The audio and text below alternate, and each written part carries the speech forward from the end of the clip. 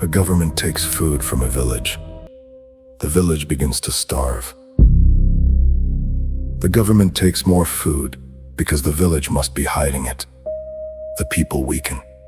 The quotas remain. At some point, the system is no longer trying to prevent famine. It is trying to prove that famine does not exist. The Holodomor was not simply a famine. It was a system that continued taking food from starving people because stopping would have meant admitting the system itself was wrong. In 1932, the Soviet Union was forcing the transformation of its countryside. Agriculture was being reorganized into collective farms, state-controlled units meant to replace independent peasant holdings where land, tools, and livestock were pooled and managed under centralized directives rather than individual decision-making. Farmers no longer produced primarily for their own subsistence, but were required to meet state-imposed quotas that determined how much grain would be taken and redistributed.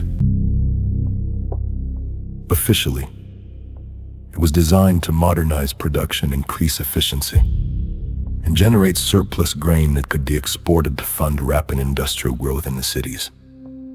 In practice, it removed local control over food production and redefined grain as an instrument of state planning, converting it into a resource allocated by the government before it could function as a means of survival for the people who cultivated it.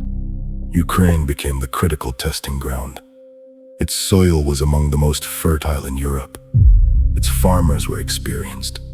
Its harvests had long fed surrounding regions.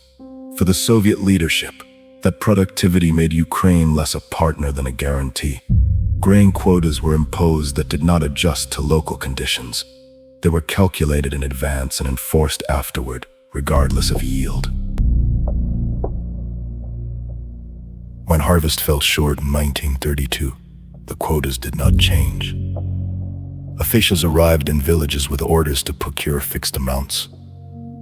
If the grain was not available, they confiscated other food, potatoes, livestock, preserved goods, even seed reserves for the next planting. Brigades searched homes, storage pits, and fields. Possession of hidden grain was treated as theft of state property. The logic was administrative. Central planners believed shortages were caused not by policy failure, but by concealment and resistance. If grain was missing, it must be hidden. Enforcement intensified.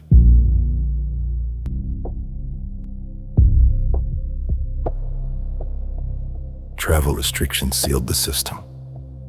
As hunger spread, peasants attempted to leave for cities or neighboring regions in search of food. Internal passports were introduced, and checkpoints prevented rural populations from moving freely. Ukraine's borders were tightened. Starvation was not only a result of scarcity, it was reinforced by immobility. At the same time, grain exports continued. The Soviet state needed foreign currency to purchase machinery for industrialization. Selling grain abroad signaled strength and stability to the outside world. Reducing exports would have signaled weakness. Maintaining exports meant the state prioritized long-term industrial capacity over immediate rural survival. The result was a feedback loop. Poor harvest triggered higher pressure.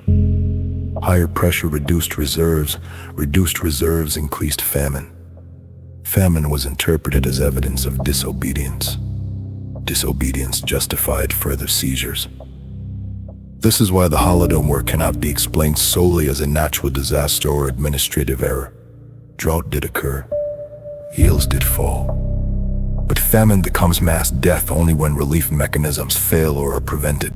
In this case, the institutions capable of stopping the crisis were the same ones enforcing the policies causing it.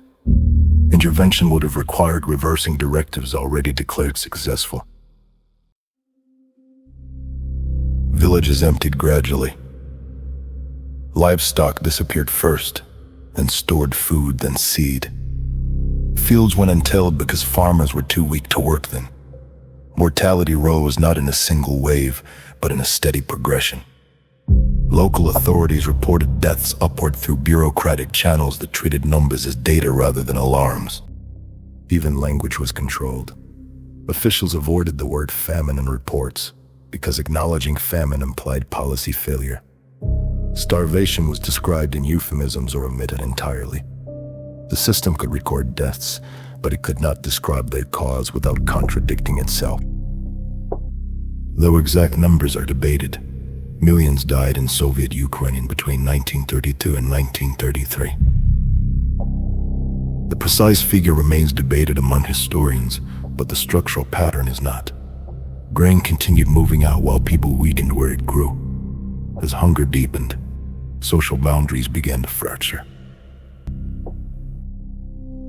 Soviet records from early 1933 document thousands of cases prosecuted under charges of cannibalism. The state issued decrees condemning the act, yet the conditions producing it remained unchanged. When extraction continues beyond subsistence, law persists, but biology overrides it. The term Holodomor combines two Ukrainian words meaning hunger and extermination. Historians disagree about classification, whether it constitutes genocide, state crime, or catastrophic policy failure. What they agree on is mechanism. The famine persisted because the system interpreted evidence of failure as justification for intensification. This pattern is not unique to one state or ideology. Large administrative systems often respond to crisis by enforcing rules more strictly, not less. When authority is tied to correctness, admitting error threatens legitimacy. The Holodomor was not caused by a single order or a single season. It emerged from a structure that could extract grain efficiently, but could not recognize starvation as a signal to stop.